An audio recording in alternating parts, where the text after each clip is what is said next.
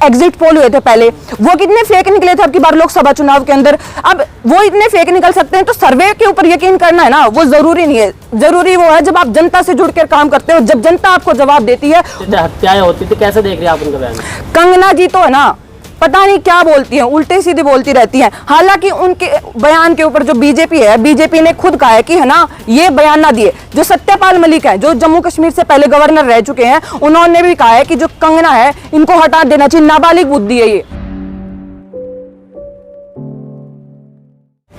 हरियाणा चुनाव अभी 1 तारीख को मतदान होना था, लेकिन डेट खिसक गई है। क्या लग रहा है कि बीजेपी पहले ही डर गई है, इसलिए वो डेट खिसकाने का आग्रह कर रही थी? भाई देखो, बिल्कुल बीजेपी ने अपनी हार का 100% डर है। जब है तो जो चुनाव की तारीख है वो 1 अक्टूबर से 5 अक्टूबर करवा ली।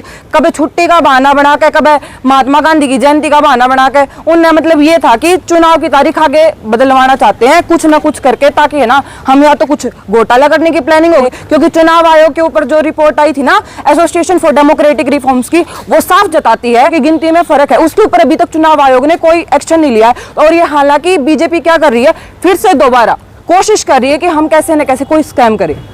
क्या मुद्दे हैं हरियाणा के जिसपे जो है इस बार लग रहा है? हरियाणा के जो मुद्दे हैं वो है farmers protest, wrestlers protest.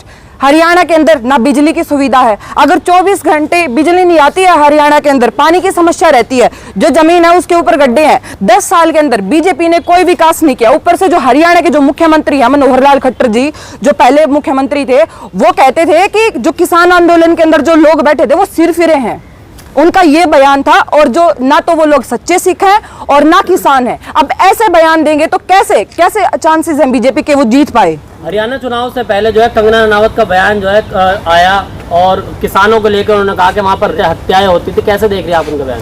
Kangana जी तो है ना, पता नहीं क्या बोलती हैं, उल्टे सीधे बोलती रहती हैं। हालांकि उनके बयान के ऊपर जो बीजेपी है, बीजेपी ने खुद कहा है कि है ना ये बयान ना दिए। जो सत्यपाल मलिक है, जो जम्मू कश्मीर से पहले गवर्नर रह चुके हैं, उन्होंने भी कहा है कि जो कंगना है इनको हटा देना चाहिए, नाबालिग बुद्धि है ये। अब बताइए आप, नाबालिग बुद्धि कैसे ऐसी मतलब मेंबर ऑफ पार्लियामेंट बन गई? बीजेपी खुद कह रही है, सत्यपाल मलिक जी खुद कह रहे हैं बयान कि वो नाबालिग है। बीजेपी में तो कभी तो थे ना, लेकिन वो खुद कह रहे कि वो नाबालिग बुद्धि है। और बीजेपी वालों ने भी कहा कि आप ऐसे बयान ना दे। अब जब बीजेपी उनके विरुद्ध बोल रही है तो कंगना जी के ऊपर कोई एक्शन लिया जाएगा फ्यूचर के अंदर? ये सवाल खड़ा होता है कि अगर वापस वो फिर से ऐसे बयान देंगी कि किसान ऐसे, जिससे कि किसान फिर से उनके खिलाफ कोई बयान देंगे। हमारे पास वीडियो फुटेज है तो कैसे वो ऐसे बयान देंगे? तो दिखाएं ना लोगों को वीडियो फुटेज।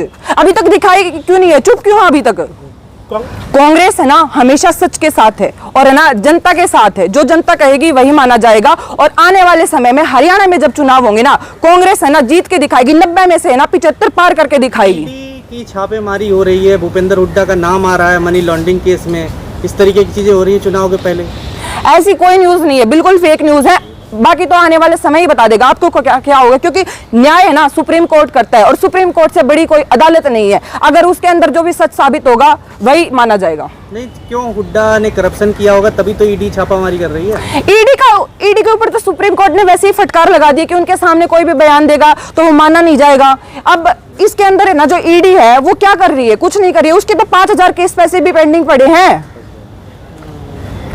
क्या कहिएगा कि जो सर्वे दिखा रहे हैं उसमें अभी भी दिखा रहे हैं कि मोदी के नाम पे वहाँ वोट पड़ेंगे तो मोदी मतलब बीजेपी सरकार बन सकती है? देखिए ना, सर्वे जिसकी एग्जिट पोल हुए थे पहले, वो कितने फेक निकले थे अब की बार लोकसभा चुनाव के अंदर। अब वो इतने फेक निकल सकते हैं तो सर्वे के ऊपर यकीन करना है ना, वो जरूरी नहीं है। जरूरी वो है जब आप जनता से जुड़ कर काम करते हो, जब जनता आपको जवाब देती है, वो मायने रखता है। बीजेपी के लिए अब की बार 2/3 पार। बीजेपी के ना 400 पार भी हो गए होंगे। बीजेपी तो फेक नारे लगाती है, उनकी बात पर क्या यकीन करना। मोदी जी को तो वैसे भी फेंकू कहते हैं लोग। तो ऐसी जो झूठी बातें हैं ना, झूठी अफवाह पे कम यकीन करना चाहिए। क्या लगता है कि हरियाणा में आपको क्या अंदाजा लग रहा है कि किस तरीके का माहौल दिखने वाला है? जो रेसलर वाला मामला था विनेश फोगाट का, ये भी मतलब मुद्दा रहेगा या? बिल्कुल मुद्दा रहेगा, क्योंकि हरियाणा के अंदर 66 करोड़ बजट मिला है खिलाड़ियों को और किसी को गुजरात में देख लो आप 400 करोड़ बजट मिला है। यानी कि कितना फर्क है, यानी कि इतना भेदभाव हो रहा है हरियाणा के साथ। तो ऑब्वियसली जनता जो है वो किसका साथ देगी? कांग्रेस का ही साथ देगी ना। बीजेपी को क्यों सपोर्ट करेगी? क्या किया उन्होंने हरियाणा के लिए? लेकिन इस बार आम आदमी पार्टी के साथ गठबंधन की बात कही जा रही है। अगर आम आदमी पार्टी के गठबंधन हो जाता है कांग्रेस से तो ये फायदेमंद रहेगा या? देखिए, वो हमारे लीडर का फैसला है। अगर हमारे लीडर जो फैसला लेंगे वो ही सही होगा। और हमारी पार्टी के लिए। बाकी ये काम जो हमारे लीडर का है, उनका फैसला होगा, वो अच्छा ही होगा। कंगना रनावत को थप्पड़ मार दिया था एयरपोर्ट के ऊपर, आप उसको कैसे देखती हैं? देखिए ना, हिंसा करना हमेशा गलत होता है। थप्पड़ मारना था वो गलत था, लेकिन है ना, भावनाओं के अंदर थी वो जो। लेकिन जब अगर कोई भी इंसान भावनाओं के अंदर होता है, वो थप्पड़ मार देता है, वो गलत नहीं होता है। क्योंकि कंगना जी का बयान ही ऐसा था। जनता है ना, बिल्कुल सड़क पे आ सकती है अगर कोई ऐसे उनके खिलाफ विरोध बयान दे, जनता के खिलाफ कोई बयान दे कि है ना, किसान ऐसे हैं, किसान वैसे हैं। और अब की बार फिर से हुआ है, कंगना ने फिर से दोबारा वो बयान दिया है। इस पर एक सवाल ना मोदी सरकार से बिल्कुल बनता है कि अगर कंगना तीसरी बार ऐसा बयान देंगी तो क्या उनको अपने पद से इस्तीफा देना पड़ेगा या नहीं? बीजेपी उनको अपने पद से हटाएगी या नहीं हटाएगी? प्रियंका गांधी की सेना प्रवक्ता हैं आप, क्या हिंसा को सपोर्ट कर रही हैं? इस हिंसा को बिल्कुल नहीं, मैं हिंसा को 1% भी सपोर्ट नहीं करती हूँ। आपने बोला ना, सही किया, क्योंकि भावनाओं के अंदर बह के किया है, भावनाओं के अंदर। किसी को थप्पड़ मार देना सही है? थप्पड़ ही मारा है ना। और लेकिन है ना, बात ये है कि अगर उनको थप्पड़ लगा है ना, तो वो एक महिला ने मारा था। हालांकि कई जगह तो मैम हिंसा होता है ना, महिला मारे या पुरुष मारे, उससे क्या मतलब? हिंसा तो हिंसा होता है। ऐसे क्या महिला मारे जेंट्स मारे, बहुत फर्क होता है। और ऊपर से ना, हिंसा करना, ये मेरे अपने ओपिनियन है कि मैं हिंसा को गलत मानती हूँ। लेकिन ना, जो जनता कर रही है ना, वो जनता के अनुसार होना चाहिए कि जनता क्या सोचती है उस टाइम पे। सबकी फीलिंग्स अलग अलग। आपकी माँ को कोई कुछ कहेगा तो आपको फर्क नहीं पड़ेगा, आपको गुस्सा नहीं आएगा? बताइए मुझे। तो अगर किसी की माँ के बारे में बोला जाए कि वो 100 रुपए में बिकती हैं, तो गुस्सा नहीं आएगा? ये साफ जाहिर करता है कि जनता कितनी नाराज है उनसे। स्मृति ईरानी राहुल गांधी का तारीफ करती है, कंगना रनावत जोकर बोलती है। देखिए ना, इनके क्या है, बयान पलट रहे हैं, ठीक है। पहले कभी कुछ कहते हैं, कभी कुछ कहते हैं। स्मृति ईरानी है ना, पहले तो संसद के अंदर कुछ और बोलती थी, अब है ना, वो बिल्कुल अपोजिट बोल रही हैं। यानी कि उनके बयान भी बदल रहे हैं। वो कहते हैं ना, सत्ता के अंदर आने का डर है। अगर राहुल गांधी जी सत्ता के अंदर आ रहे तो वो उनकी तरफ खींची जा रही है ताकि मैं तारीफ करके कैसे इंप्रेस करूं। खट्टर को चेंज करके नायब सिंह सैनी को मुख्यमंत्री बना दिया गया, इसका तो कुछ असर पड़ा होगा ना? बिल्कुल। अब खट्टर जी के जो बयान थे वो पहले ही खराब थे, ऊपर से नायब सिंह सैनी को बनाने का कोई फायदा नहीं है। क्योंकि जो इलेक्शन होंगे ना चुनाव में, वो बता देंगे कि सीएम कौन होगा दोबारा से, बीजेपी होगी। और वैसे भी बीजेपी जो पहले जो बीजेपी को पूरी सीट नहीं मिली थी, सिर्फ 31 सीट मिली थी और गठबंधन बना था। बीजेपी को हरियाणा के अंदर विधानसभा चुनाव में कभी भी पूर्ण बहुमत मिला ही नहीं। कांग्रेस हरियाणा को क्या दे रही है कि कांग्रेस को वापस लाए हरियाणा के लोग? हरियाणा के अंदर क्या नहीं किया कांग्रेस ने? हुड्डा जी की सरकार थी जब सबसे ज्यादा काम है ना हुड्डा सरकार के अंदर हुआ है। कुछ भी ले लो, रोहतक का विकास ले लो आप, है ना। रोहतक है ना, जो 10 साल पहले था ना, वो आज तक है ना बीजेपी कभी नहीं कर पाई है। अभी क्या प्लान है कांग्रेस के पास हरियाणा को लेकर? हरियाणा को लेकर बहुत सारे प्लान्स हैं जो कांग्रेस को, क्योंकि जब कांग्रेस आएगी तो सबसे पहले जातिगत जनगणना करवाएगी। वो बहुत जरूरी है हमारे देश के लिए कि ताकि पता चले कि जातिगत जनगणना विकास नहीं है, विकास होगा। वहाँ के लोगों के लिए क्या भला होगा? क्या बिजली की समस्या दूर करेंगे, पानी की समस्या दूर करेंगे। पहले 24 घंटे बिजली रहती थी, अब कितने घंटे रहती है? गुड़गांव के अंदर जाके देख लिया, अगर जनरेटर ना हो ना तो वो वहां पे ना लोग मर जाएं बिना बिजली के। जातिगत जनगणना होने से भेदभाव बढ़ जाएगा। देखिए ना भाई, मैं आपको ये इस बात पे एक बात बताऊंगी कि जो जातिगत जनगणना है ना, वो 2011 के अंदर भी हुई थी।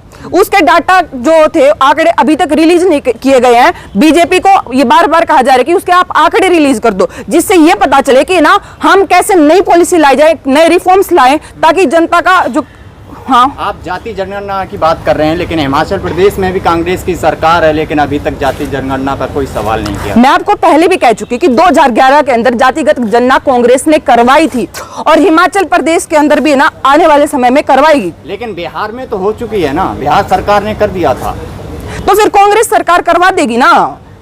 5 साल से चला रहे हैं आप हिमाचल में सरकार, लेकिन फिर भी नहीं हो रही है, क्या रीजन रहा? अब बजट दे रहे हैं, जातिगत जनगणना में समय नहीं लगता है। तो हरियाणा के लोग कैसे विश्वास करें कि आप हरियाणा में भी करा सकते हैं? बिल्कुल कराएंगे, बिल्कुल कराएंगे, 100% कराएंगे। अगर कांग्रेस सरकार की आती है, वो आएगी। सरकार राजस्थान में थी, पूरे भारत में दूसरे नंबर का स्टेट था बेरोजगारी में, वहां तो बेरोजगारी खत्म नहीं हुई। हरियाणा में आकर के कैसे बेरोजगारी खत्म? अभी किसकी है? पहले वसुंधरा राजे थी, बीजेपी में नहीं थी क्या? बेरोजगारी कैसे? अभी जो 2023-24 में जितनी बेरोजगारी बढ़ी है ना, भारत के अंदर 8.1% बेरोजगारी है और हरियाणा के अंदर भी वैसे 29.1% बेरोजगारी है। 10 साल राजस्थान में होकर के आया हो कांग्रेस, गहलोत सरकार की, वहाँ पानी की समस्या कांग्रेस ने नहीं खत्म की।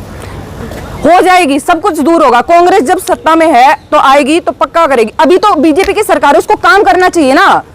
भजनलाल यादव, भजनलाल जी है ना वहाँ के जो मुख्यमंत्री, वो क्यों नहीं कर रहे हैं काम? गहलोत जी थे तो कहाँ खत्म कर दिया? पानी की समस्या राजस्थान में बनी है, बेरोजगारी बनी हुई। आप पहले के डाटा और अब के डाटा चेक कीजिए ना, पहले कितनी थी अब कितनी है, अब तो बढ़ गई है बल्कि। खबरों में बने रहने के लिए फोरम 4 को सब्सक्राइब करें और नोटिफिकेशन पाने के लिए बेल आइकन दबाएं।